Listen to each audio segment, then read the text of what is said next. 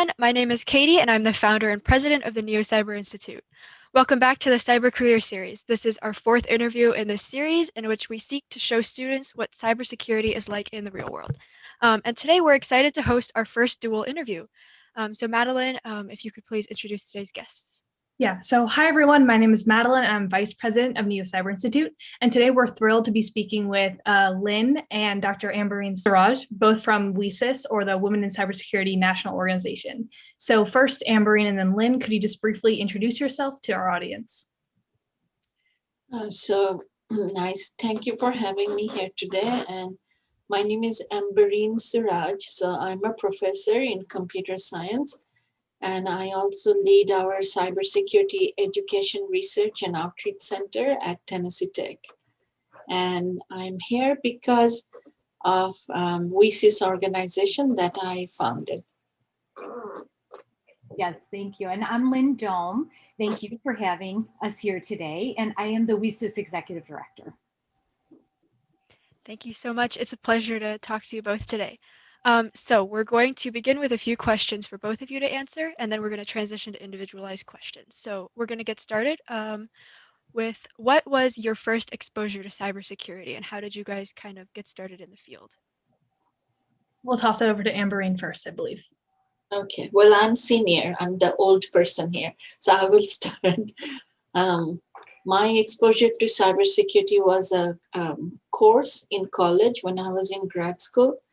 My professor just moved to my college, which was Mississippi State University, and he created a cybersecurity course, and I was fortunate to be in that class, and I just loved the subject matter, and that's what I thought I'm going to know more about. So that's what I selected as my specialty area, if you will. And Dr. Ray Vaughn became my research advisor, so I worked with him for my dissertation. Yeah, so I started about 14 years ago when I was going back into the workforce full time. I was a consultant at the Centers for Systems Security and Information Assurance.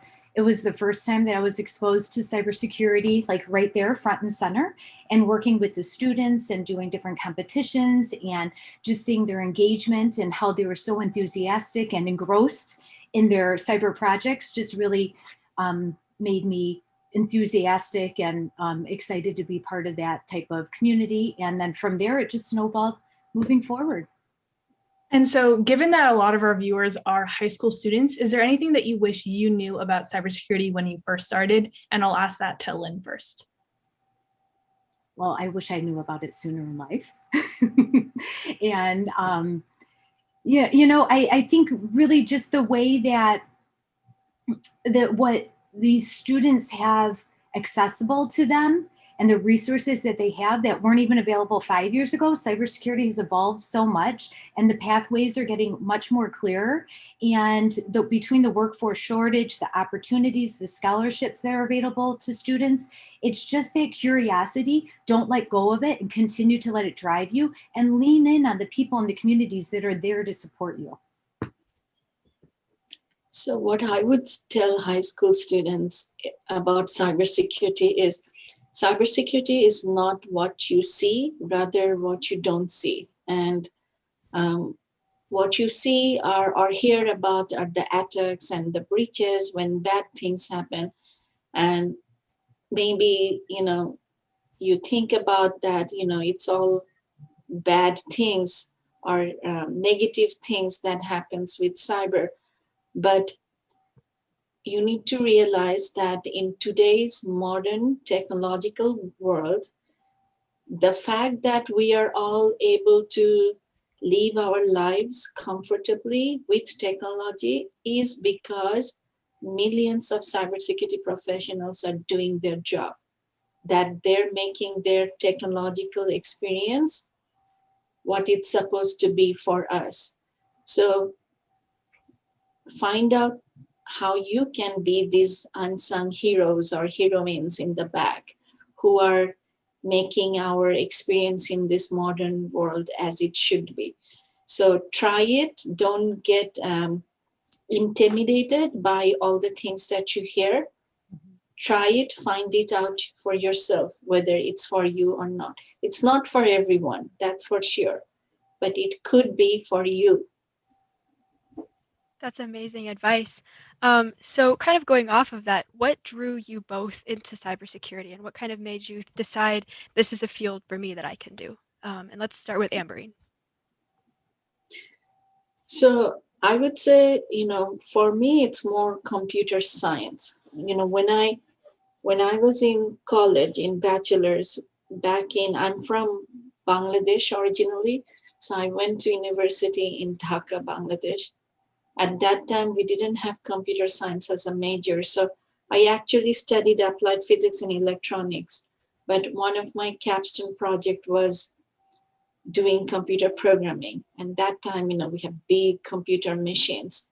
But, I'm very forgetful and I don't remember things. But I still remembered the feeling of me writing my first couple of lines of logic. And when I pressed enter and that code executed and did exactly what I told it to do, that just made me so happy. And maybe because I'm kind of a bossy person, so telling a machine what to do and it doing it just made me so happy. So from that time, I'm with computer science. And then, as I told you, when I took the course in cyber, and what I like most about cyber is it's very broad, it's very encompassing, and to me, cybersecurity is a bunch of problems, and you can apply what you are good at, whether it's you're good at some skills in computer science or social science or law or management systems or whatever you're good at, there is a way for you to do something in cyber. So the fact that it's so broad, I feel like it has something for everyone. Right. And I could just piggyback right on that. There's something for everyone, and the fact that it's so broad. The opportunities that it holds as a career pathway for women in particular, but for all, is just really what it captured my attention, and the possibilities of cybersecurity, the need, the demand for it, and what it could do and bring, and how engaged everyone is when they're in their cybersecurity careers. So that is really what drove me to lead, to continue pursuing different cybersecurity opportunities in my life. Awesome. And so at this point in your careers, one of our students was curious, what is your favorite area of cybersecurity if you have one? So like embedded systems, network security, anything like that in particular. So I'll ask that to Lynn first. So I'm in a non-technical, so I'm all engaged in the community of cybersecurity. And so I will defer that question particularly or specifically over to Ambareen. She could go ahead and answer that. But what Lynn does is one of the most crucial need in cybersecurity. Creating communities, community development, managing community, and that's what Lynn is doing. For me, if you looked at, of course, I'm a professor, so I teach cybersecurity, I teach cryptography, network security, IT security, internet security. And my research, if you looked at my publications, they're all over. Because when I work with a student, I don't impose what I want on them. I ask them what they're interested in to work on. And if I find myself maybe knowing a little bit about it, then I go for it. If it's totally something that I have no clue on, then of course we don't do that. But you will see my students have done research with me on very lot of different things. Recently, I'm more, steering my students towards cyber physical system security. So one of my PhD student is looking at privacy protection of smart meter data. another PhD student, he's looking at protecting data from ransomware. I have a couple of graduate students looking at manufacturing system security. Two are looking at smart farming security. So, it's different. And I also do a lot of research on education and workforce development as well. That's amazing. That's a lot of different different little aspects of Yes, security. different things. Yeah. Yeah. He's So very I think we're going to transition over to the individual questions now. So our first one we have is for Lynn. I know we were just kind of talking a little bit about this, but since your background is non-technical, how do you think that more non-technical fields can work in cybersecurity, and how do you think that makes the field stronger? Well, it's all about the diversity of thought in order to solve the problems that have never previously existed before. So having so many people involved in cybersecurity is really critical on having those teams and all the different ways that you could look at the challenges associated with that. So there's many different areas of cyber. There's compliance, there's law, there's research, there's all sorts of different avenues, and communication is a really critical piece of that too. So there's value in no matter how anyone enters into the cybersecurity field, there's always a place for them, and there is such a need. So awesome. different avenues. And then, so going back to the WESIS organization that you're both a part of, I'm going to ask this to Ambareen, but can you just tell the audience how you founded WESIS and just what the organization is and the goals are for people who might not be familiar? So I founded WISIS through a proposal written to National Science Foundation.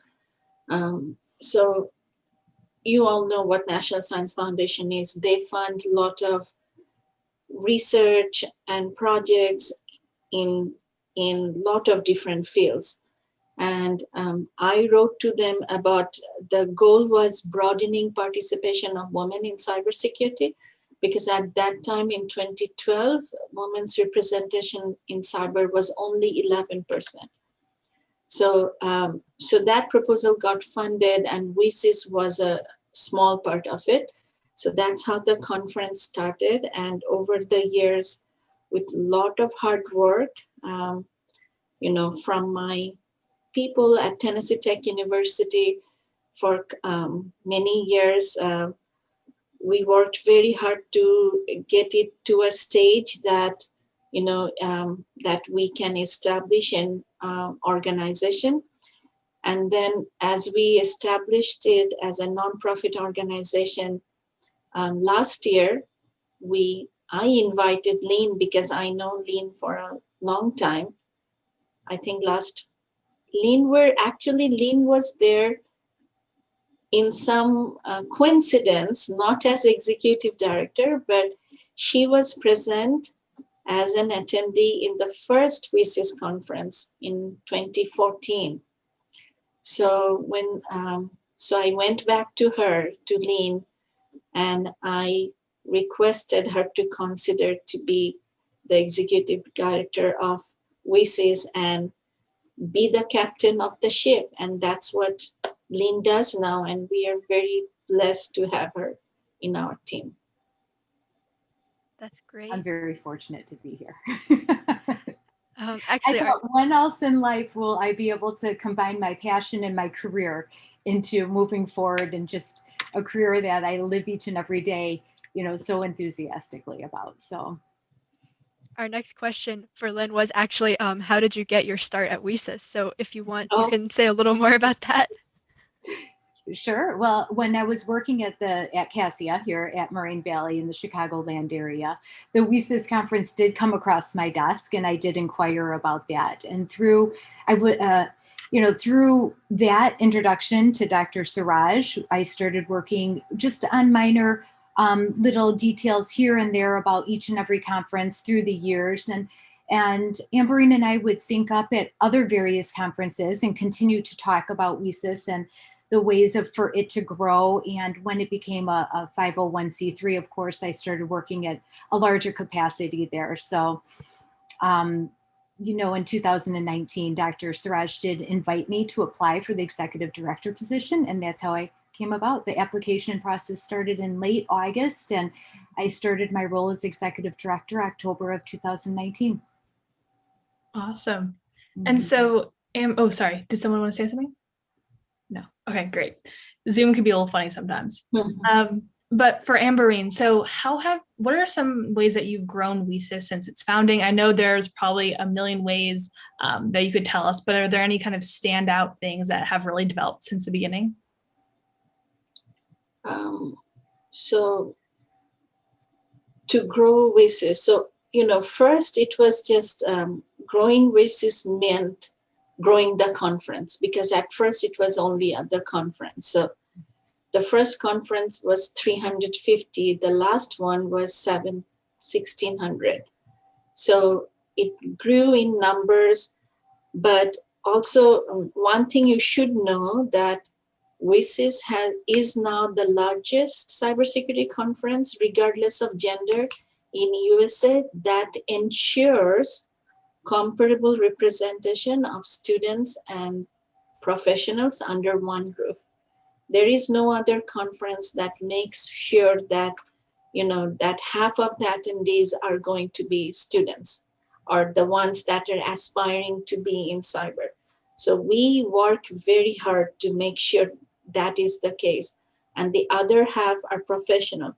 And this half that are student or aspiring, the conference pays for them. The conference with its supporters and sponsors, we pay for lodging, meals, fees, so that folks, students, and veterans or transitioning career people who are trying to get into cyber, that this conference is accessible to them. And then the other half is there to provide resources, opportunities, being role models, being mentors. So we have all these networking between peers and between mentor-mentees going on at this conference. So apart from growing in terms of size and of the conference, when the organization has established in 2018, we had chapters, affiliates. Now we have so many initiatives, and I'm going to actually ask Lynn to tell you about all our initiatives, because she's the one who manages all these initiatives. Yeah, so now we're a member-based organization, thanks to the growth and the hard work of Dr. Siraj growing the conference and becoming a 501c3. So we have over 4,600 members. We have representation in 69 countries. We have 32 professional affiliates, and we have 2 more applications that just came in this week. So they're under the review process. So our professional affiliates are in Australia, Canada, East Africa, India, the United States, and UK. We have 114 student chapters in Canada, Costa Rica, India, Nigeria, and the United States. And so since our mission is to recruit, retain, and advance women in cybersecurity, we do so by creating opportunities. So as a member, everyone has access to our member portal where they can network and connect with one another. But inside our member portal, you have the opportunity to either join or start your own special interest group, just like you two have with your K-12 initiative. And so a special interest group could be neurodiversity in cybersecurity or Latinas in cybersecurity. It could be data privacy, cybersecurity law, military spouses, veterans in cybersecurity, non-traditional career changers. So it's all about finding your community, even within the WESIS community. We have skill development training programs like the Security Training Scholarship made possible by Google. We have an AWS learning series for beginner, intermediate, and advanced WESIS members. And then the Gamified Cybersecurity Challenge made possible by Target. And we do that in collaboration with ICMCP. We have many more skill development training programs in the pipeline for 2021. One of those will be launched, even a new one, next week. So you'll be hearing more about that soon. And in addition to that, our Job Board Plus is a place for all our members to upload their resumes, update their profiles, and all our strategic partners have access to that year round to search the resume database. And then our members have the opportunity to search our strategic partners' booths for job possibilities and internship scholarships that are offered.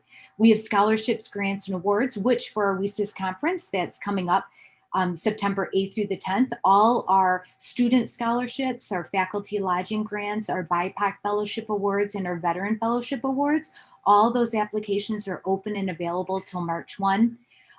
So we encourage anyone that's listening to this, of course, to go ahead and fill out a scholarship application to attend the WESIS 2021 conference. We have speaking and media opportunities, a really strong mentor-mentee program that has 707 mentees, 185 mentors, and it's a 12-month structured framework. We have a veterans assistance program and a veterans apprenticeship program, an allies and advocates for action group, and so many various opportunities within the WESIS organization. So That's really a lot. Wow, it's very impressive what you both have done in such a short amount of time. We did have another kind of question either of you or both of you can answer, but where do you guys see WESIS going in the next few years? If I may answer first, you know, the goal of WISIS is gender equity or gender balance in cybersecurity. So until we achieve that, we will keep supporting initiatives to recruit more women in cyber, advance more women in cyber, retain more women in cyber. So I'm hoping we'll have bigger, we will increase our membership more. We will have more and more training and professional development opportunities for our community. I mean, we just started this year and we already have 4 or 5 that is happening. And, I hope that will double next year and so on. And we are also working on leadership groups, looking at, what are the challenges and how do we address those challenges in creating pipeline for women in cyber, how to bring non-transitioning, people that are transitioning to cyber from other careers, how to make that possible, how to create more inclusive culture in cyber, how to provide more leadership opportunities in cyber. So, it's really a community, and we will go where the need of the community lies and where the community wishes to be. I think Ambareen summed that up beautifully. What we see is just growth and really what does it take that our community needs, and what could we do as a nonprofit to support those needs and to move forward. So, together we continue to advance in our cybersecurity careers. Yeah, Katie and I can't wait to see what happens with WESIS in the next few years, and hopefully we'll be still involved with you all by then. Hopefully you will be leaders in next couple of years. Mm-hmm. That would be amazing. You're already leaders, by the way. I mean, you are both already leaders. You're already leading, and you're doing things that I would not even think of doing when I was in high school. So, hats off to you for what you're doing. And I can't wait to see what you become in next couple of years. Thank you so much. Okay, we do still have a bunch of other questions that are student submitted. And so this one is for Ambareen. Can you tell us a little bit more about your experience with cybersecurity grants? So maybe some that stuck out to you and what you use them for.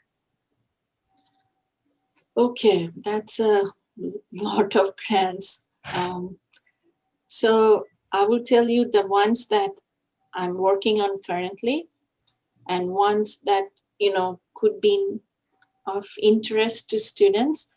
So students should know about 2 federal scholarship opportunities. One is called Scholarship for Service. It's granted by National Science Foundation. And the other one is SciSP, Cybersecurity Scholarship, and it's granted by DoD agencies. And both of these federal scholarship pays a lot of money to students to go to college and study cybersecurity. That's it. Their only obligation is that They don't have to work on Starbucks or bookstore or Kroger, and they use that time to be the best that they can be in cyber. And once they graduate, they, for the years that they take scholarship for, they work for federal government. Now working for, NSA, CIA, DHS, those I would not call them a hard task to do. I mean, that's like a reward in itself. But they have that opportunity to serve their nation in these government agencies. And once they're done, 90 more than 90% students stay and keep serving their nation. Some gets hired back with double salary by private sector because of their exposure to government sector. So these scholarships students can apply for them from junior year. So look up, if students are hearing this, look up sfs.opm.gov. That's the website for the scholarship for service scholarship, and see which schools offer them. Tennessee Tech offers them. Would love to have some of you here. And then the DoD SciSP program, you can Google and find out which schools offer them. There aren't many schools that offer both of these programs, so we offer it. So would love to have some of you listening come to our program. And then, so those are two different grants. And then another grant I'm working on is creating pipeline from community college students to university. So we are doing workshops with them. We are providing them with mentorship training opportunities, further professional development opportunities. Another grant by DoD is where we are part of a bigger coalition, where again, that's a DoD initiative, NSA initiative, where we are supporting and providing resource for HBCUs and minority serving institutions across the nation. So in different ways. Like for example, so there is a coalition of 19 schools that are doing that. And what we are offering is, how to do clubs in cybersecurity, crowdsource learning through different interest group trainings, competitions, faculty workshops. So that's another grant. And then there is another grant I'm working on, which is Gen Cyber Camps, which is an NSA program. So if you go to gencyber.org or com, you'll be able to find which schools have Gen Cyber camps. So as a high school student, you should know, figure out if your state, where in your state are these Gen Cyber camps, so you can maybe join them if that opportunity is open to you, because most Gen Cyber camps are for high school students, and then there are some for middle school students as well. We are doing a camp for our high school students in May. And then, another project, I have a grant from National Science Foundation, is working with SANS Corporation to give cyber training opportunities to junior ROTC cadets across the nation. So JROTC cadets. So if you're a high school student, and if you're a JROTC cadet, then you can apply for this opportunity to get some. It's a program called Cyber Start America by SANS Corporation, so you can participate in that. So far I could remember this. That's great. That's a lot of resources. And for everybody who's watching this, somewhere in the description or on the page, we'll have all these resources out on the side for you to look at. And you can look up CIROC as well, Cybersecurity Education Research and Outreach Center at Tennessee Tech. And if you go to the website, you'll find links of these programs plus many more. So we have a resource tab. We have a tab for getting started in cybersecurity. So you'll find all kinds of information there. That sounds great. Okay, we did get a question for Lynn. It says, you've been involved with cybersecurity education for a lot of your career. So is there a particular problem with cyber education that you've worked to address?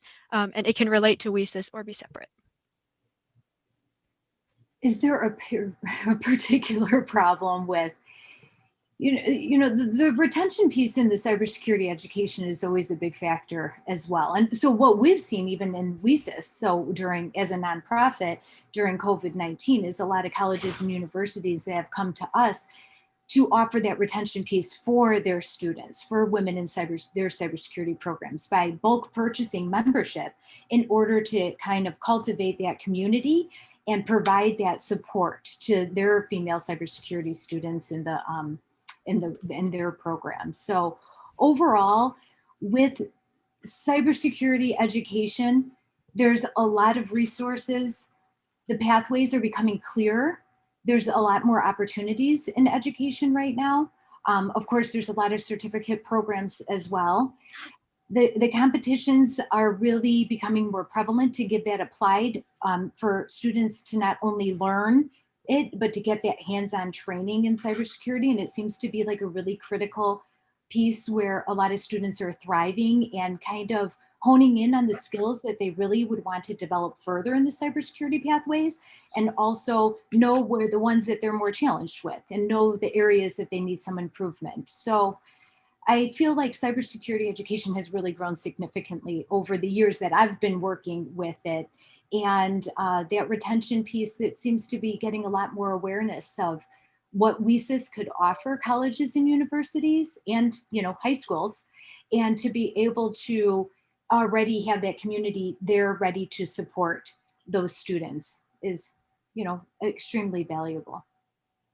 That's great. Well, we're definitely looking forward to helping out with that retention piece and getting more people interested. I think we are actually up on time now, but I wanted to take a second and thank you both for being here today. I know everything you've said is going to be very helpful to the people who are our audience. So yeah, thank you. Thank you for having us. Thank you, Katie, and thank you, Madeline, for everything you're doing. And as I said before, I can't wait to see you grow up. Thank you. Okay, to our audience, we'll see you all next time. Thank you.